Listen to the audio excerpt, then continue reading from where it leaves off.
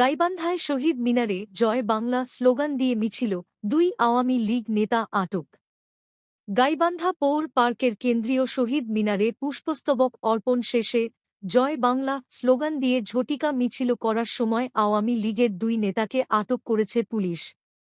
শনিবার 21 ফেব্রুয়ারি মহান শহীদ দিবস ও আন্তর্জাতিক মাতৃভাষা দিবসে এ ঘটনা ঘটে।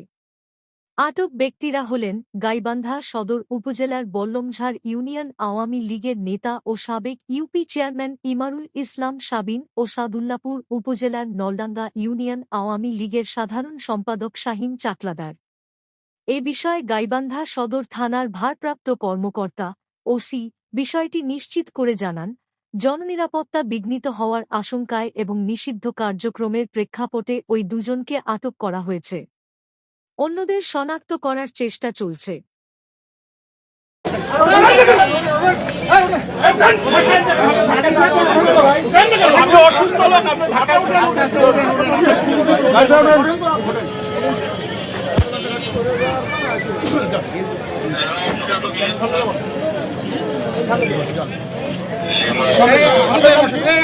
ওরা না কেন গাড়ি মতো দাঁড়িয়ে থাকে এরা।